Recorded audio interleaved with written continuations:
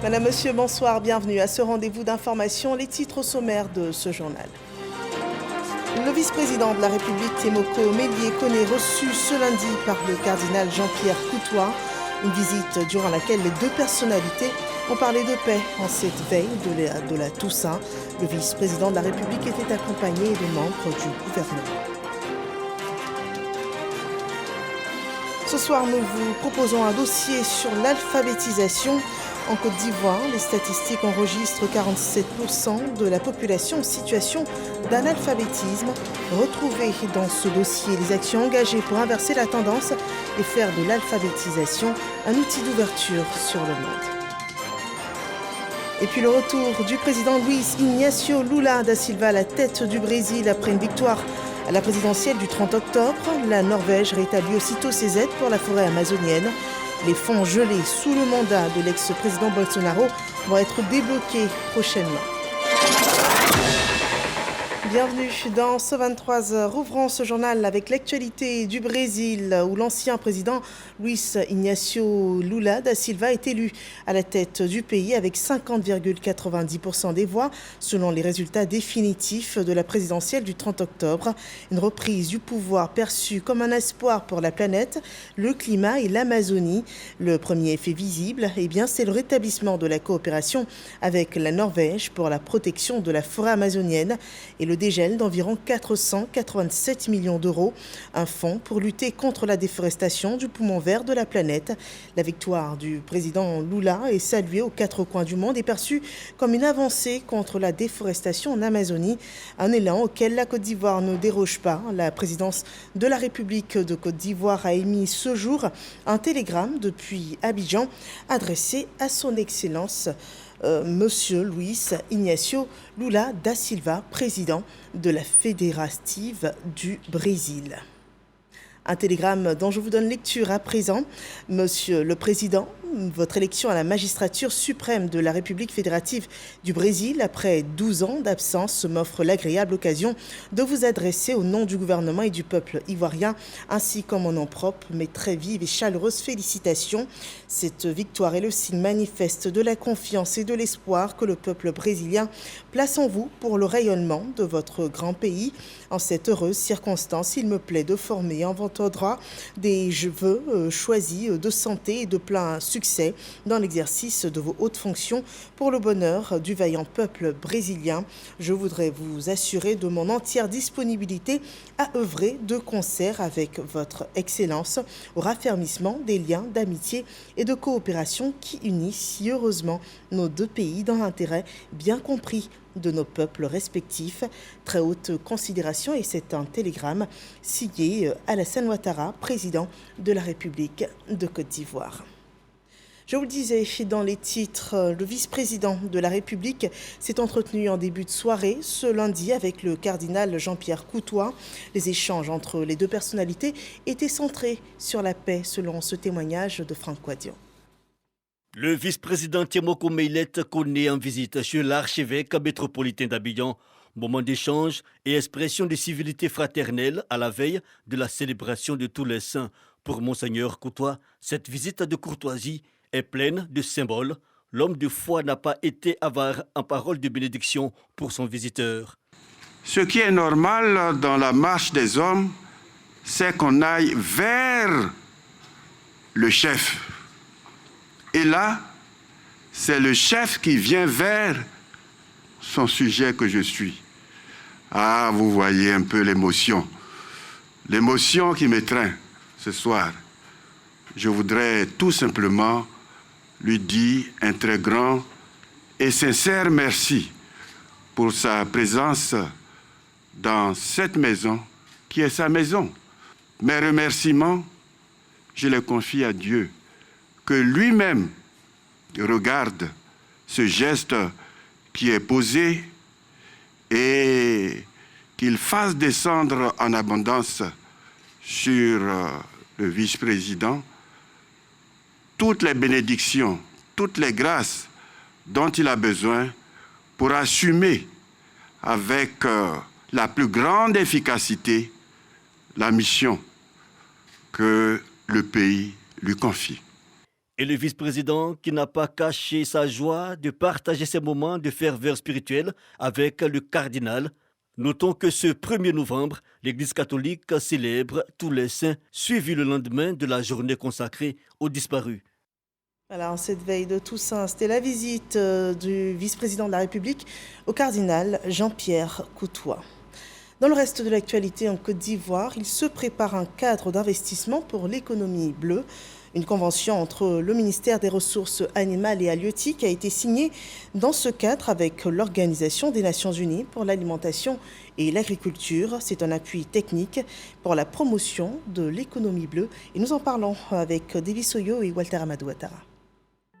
Gestion efficace et exploitation durable des ressources des océans, des mers, des lacs et des rivières, appelée économie bleue, est l'un des défis de la Côte d'Ivoire.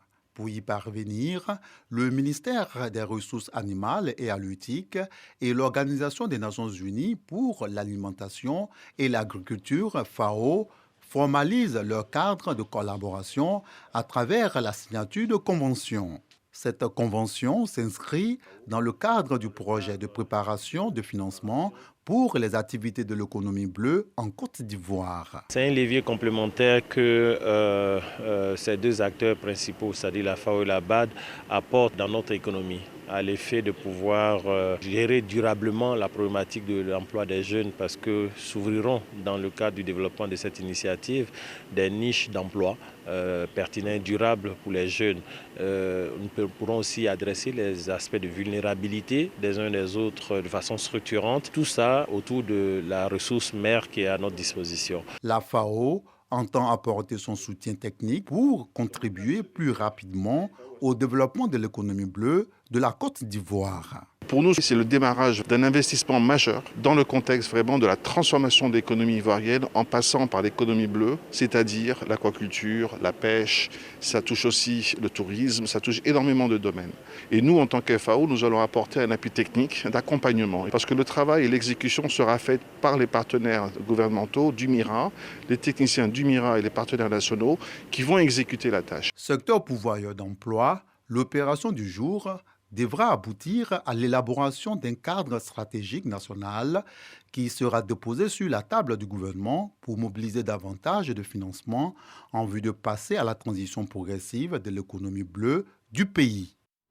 Voilà, l'eau qui peut être source de richesse, mais aussi de désolation dans d'autres circonstances. C'est la preuve dans la région de l'Agnébi-Tiassa, où 620 ménages ont été impactés par les récentes crues des cours d'eau, particulièrement 450 familles à Agboville et 170 familles à Ndianouan.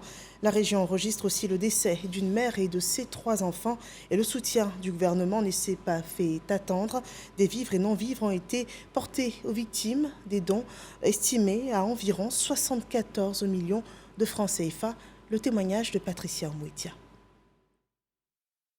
C'est l'enceinte de la préfecture d'Agboville qui a servi de cadre à la remise des dons aux victimes. En vous voyant à nos côtés en ces moments difficiles, nous sommes en droit d'affirmer et de reconnaître qu'il y a une place pour nous dans le cœur du président de la République, son Excellence Alassane Ouattara, et cet amour vrai transite souvent au travers de ses collaborateurs. Des dons en vivres et en non-vivres, le tout d'une valeur de 74 millions de francs CFA. Nous ne venons pas à Agboville que pour les vivres. Le ministre de la Santé a déployé toutes les équipes pour lutter contre le paludisme et au-delà du paludisme, contre toute autre maladie liée aux inondations et aux eaux maltraitées. La montée des eaux des fleuves Agbo et Nzi a engendré des inondations il y a quelques jours à Agboville et à Ndianoa, dans la sous-préfecture de Tiassalé, ce qui a occasionné de nombreux dégâts matériels. On estime à ce jour à plus de 500 familles sinistrées à Agboville, dont 88 à Ndianoa. Déjà, l'eau a chassé les populations de leurs habitations. Mais ce qui est grave, c'est que les conséquences de cette inondation, c'est que les larves vont se déposer. Et donc, on va avoir des moustiques partout, avec des maladies comme le paludisme, la fièvre typhoïde et même les maladies donc, diarrhéiques. Donc le traitement qui vient d'être fait permet donc de prévenir la population de toutes ces conséquences-là. Lors du Conseil des ministres du mercredi 26 octobre dernier, un fonds spécial de 221 430 000 francs CFA a été décaissé et mis à la disposition du ministère de la Santé et du ministère de la Solidarité pour soutenir les victimes des récentes inondations. Nous espérons de meilleurs jours pour ces familles de l'Agné-Bitiassa. Dans le cadre des réformes pour la transformation structurelle, le ministère de la fonction publique renforce les acquis des directeurs régionaux de la santé sur les procédures disciplinaires. 32 directeurs ont été formés sur les thématiques du droit et obligations du fonctionnaire et la procédure disciplinaire. Grace Kando. Plus de 300 dossiers sont enregistrés chaque année au Conseil de discipline de la fonction publique, dont 140 relevant du ministère de la Santé, de l'hygiène publique et de la couverture maladie universelle.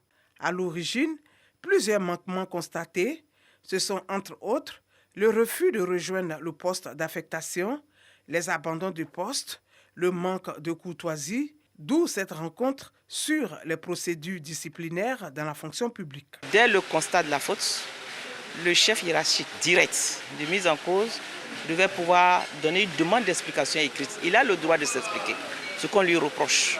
Et au vu des informations livrées, il appartient à la tutelle d'apprécier à leur niveau.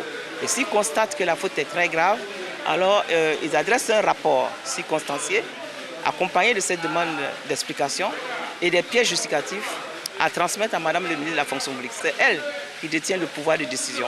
Les directeurs régionaux de la santé sont mis à contribution pour redorer l'image de la corporation. C'est un atelier important, c'est nous amener à avoir un certain nombre de connaissances dans ce domaine-là, donner un nouveau visage à la fonction publique, des gens d'abord bien formés, disciplinés et qui ont l'amour du travail bien fait.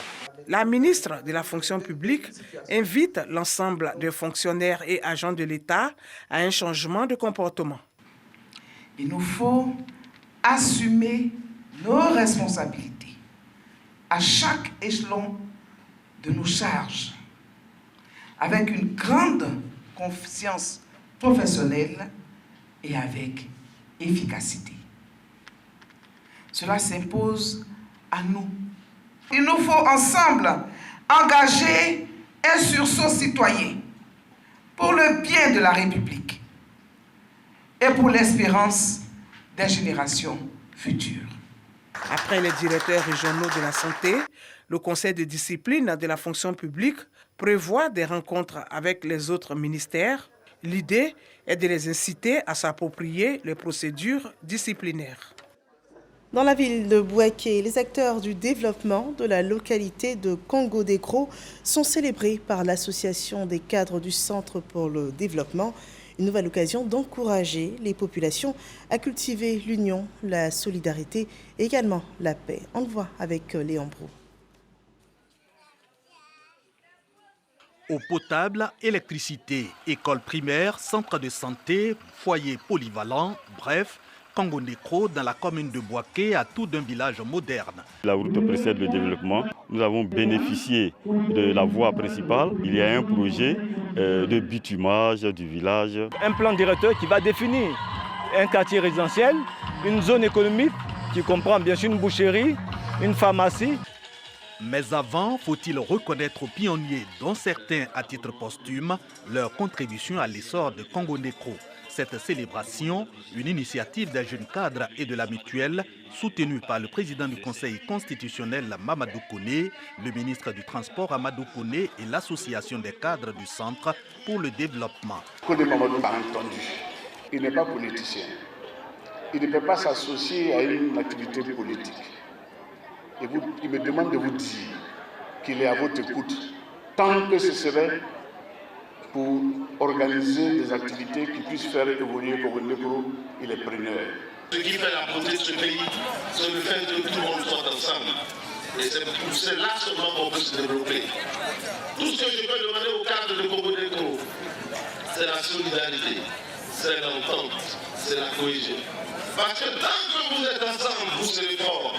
Tant que vous serez divisés, votre village n'ira pas loin.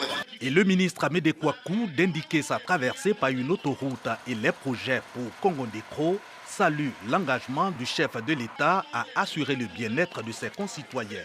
Des refrains bien repris à la grande joie des convives de la fête du développement de Congo-Décro par des artistes du terroir baoulé.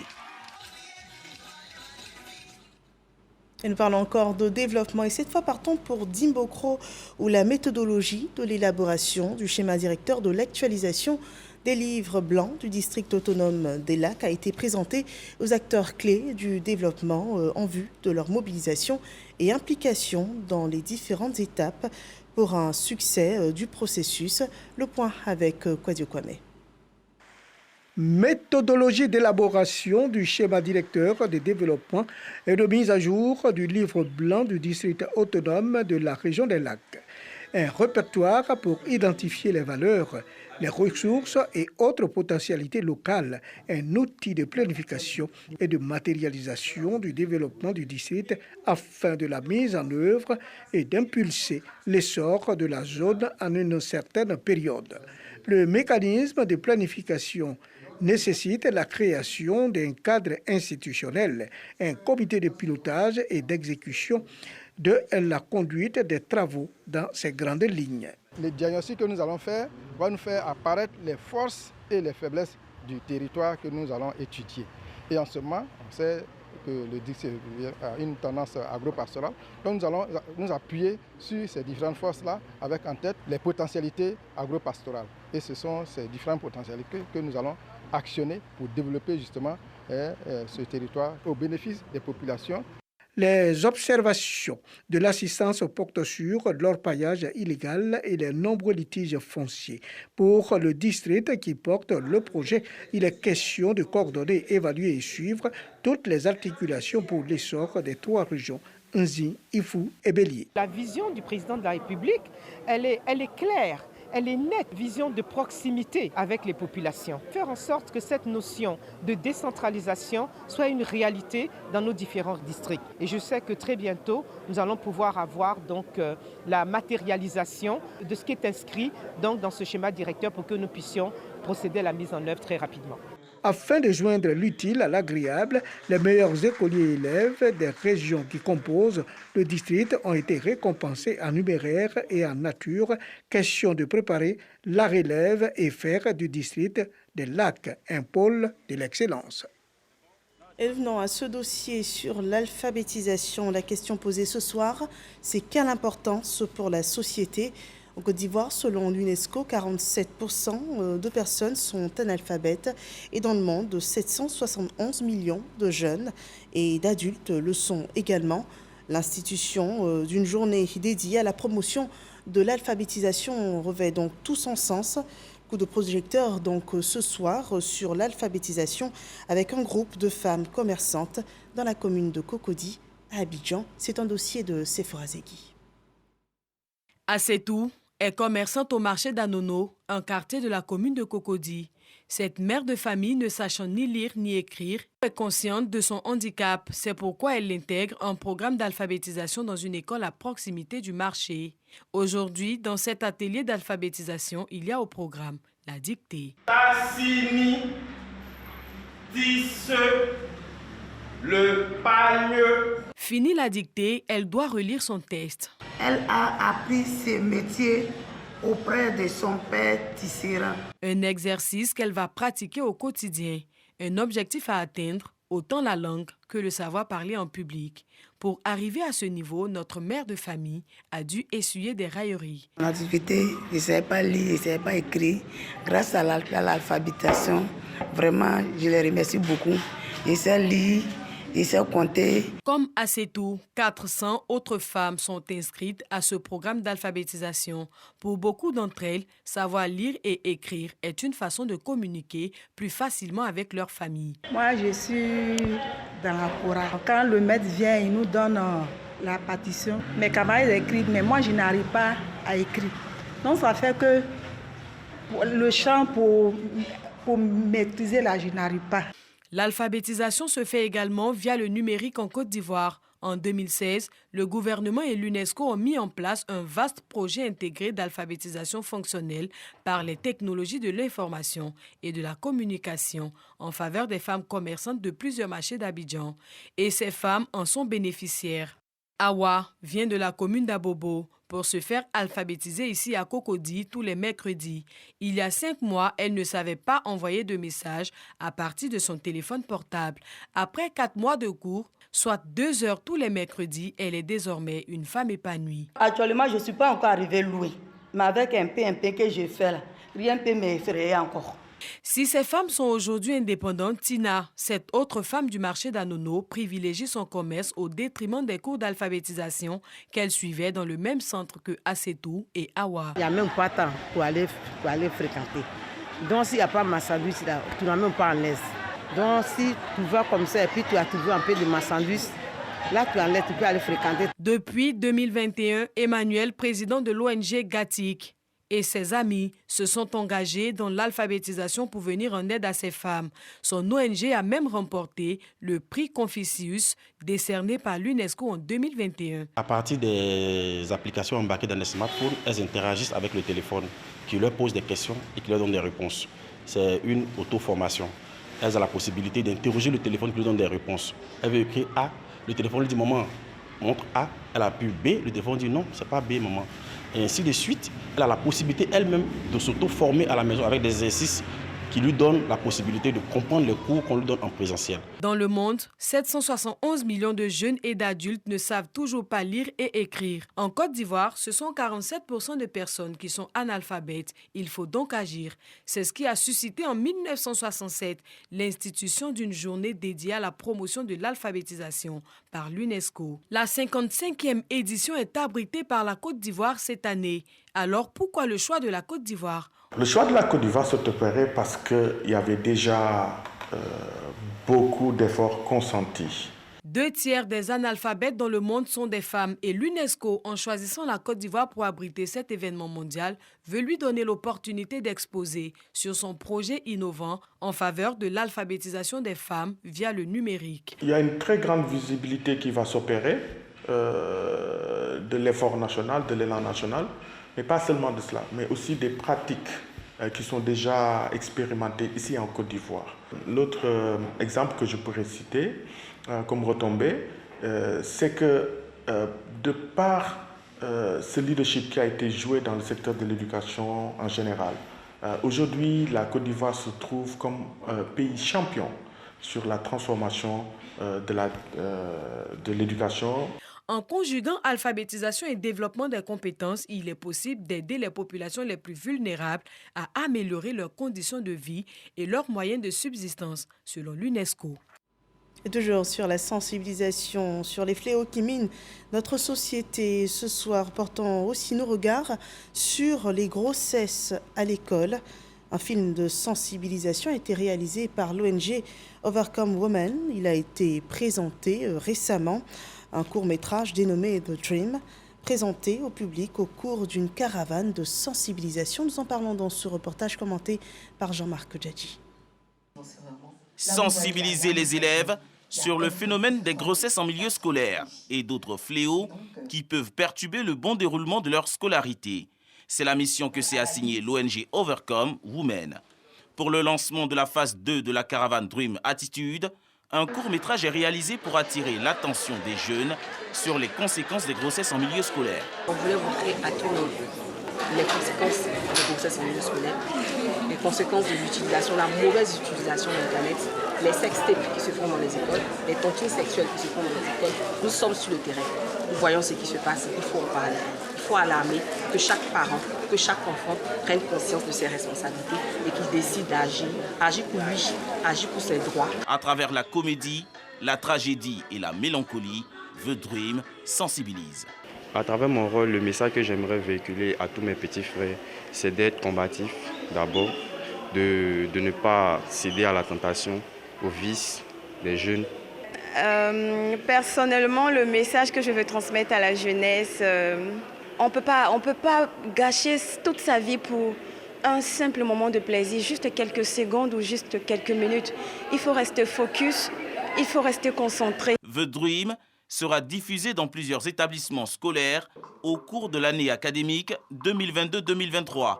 La première phase de la caravane Dream Attitude a ciblé plus de 5000 élèves, dont 2500 filles ont notamment bénéficié de serviettes hygiéniques et de 300 livres de leadership. Voilà, The Dream, un court-métrage pour sensibiliser sur les grossesses à l'école et sur la lutte contre le paludisme. Une innovation est enregistrée dans la campagne de lutte. Il s'agit de l'usage de drones dans les campagnes de lutte contre le paludisme. Ces drones serviront à pulvériser les larves de moustiques dans les endroits difficiles d'accès. Et le ministre de la Santé, de l'Hygiène publique et de la couverture maladie universelle a lancé officiellement cette campagne de pulvérisation par drone le 28 octobre dernier dans l'Agné-Bitiassa. Nous le voyons dans ce reportage de Joël Gomez. Ce drone pulvérisateur est chargé de détruire les gîtes larvaires de moustiques. C'est le nouvel outil de lutte antivectorielle du ministère de la Santé dans sa politique de réduction du paludisme. Grâce aux coordonnées GPS enregistrées préalablement par un autre drone dédié à la cartographie des nids de moustiques, le drone pulvérisateur peut traiter les zones inaccessibles par l'homme. En dehors des drones, il faudrait que vous rendiez propre votre environnement. La propriété de votre environnement, là, ce n'est pas seulement que les ordures, c'est l'eau que vous gardez à la maison, l'eau dans les barriques qui ne sont pas couvertes, l'eau dans les cuvettes, l'eau dans les poubelles, partout. Le paludisme représente le tiers des motifs de consultation en Côte d'Ivoire. Cependant, il cause de moins en moins de décès. Si le nombre de cas de décès a régressé de manière significative dans la période de 2017 à 2020, en passant de 3222 cas à 1316 cas, l'incidence reste encore élevée chez les enfants de moins de 5 ans avec un taux de prévalence de plus de 441 cas pour 1000 enfants. C'est conscient du fardeau que fait peser cette endémie sur le développement de notre pays que le gouvernement ivoirien a classé la lutte contre le paludisme comme une des priorités nationales. Le ministre de la Santé a remis 4 véhicules de transport de médicaments sur les derniers kilomètres aux directions départementales de Gagnoa 2, Ara, Tomodi et Daoukro. C'est un reportage commenté par Didier Nguesson. Passons à présent au point sur la situation du coronavirus en Côte d'Ivoire.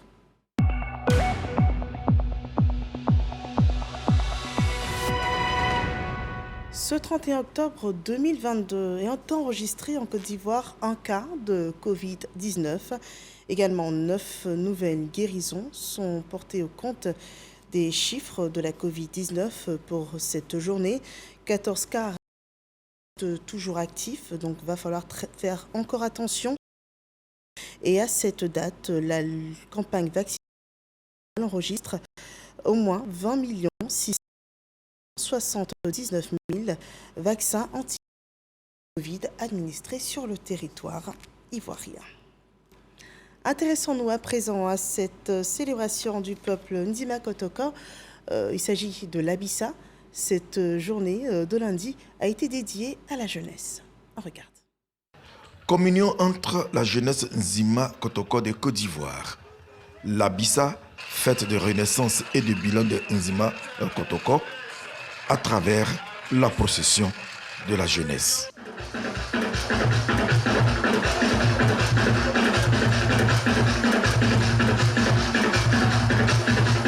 Ce lundi est la journée des jeunes. Ils vont rentrer dans l'Abissa, dans l'unité retrouvée, dans le pardon et la réconciliation, comme l'exige la Fanché, la divinité du pardon. Avant de venir danser l'Abissa, il faut vous pardonner d'abord, parce que je suis moi-même la divinité du pardon, déclare la Fanché. Fin de citation. Ambiance des grands jours, avec la jeunesse de Port-Boué, conduite par son député-maire. L'Abissa, c'est une journée de retrouvailles, de réjouissance. Aujourd'hui, la jeunesse de Port-Boué a été mise en honneur.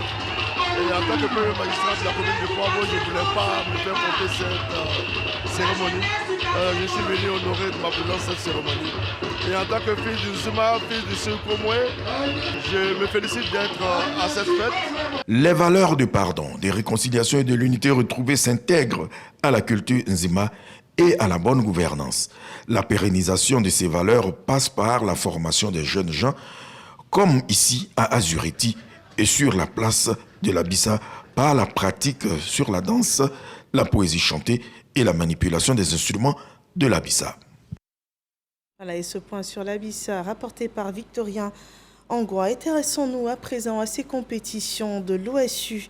L'Institut national de la jeunesse et des sports a dominé les 3e Jeux universitaires qui se sont déroulés à Korogo. L'INJS a été présente dans toutes les finales et n'a laissé que des miettes aux autres compétiteurs, et en remportant les 6 finales disputées. En tout, 13 universités et grandes écoles ont pris part à ces finales qui ont réuni en tout 561 athlètes ici en Côte d'Ivoire. Le reportage de Seydou Koulibaly et Oda Lekbe. 3 jours durant, Korogo a été la capitale du sport universitaire ivoirien. Une belle fête sportive qui a réuni 13 universités avec 561 athlètes qui se sont affrontés dans 6 disciplines.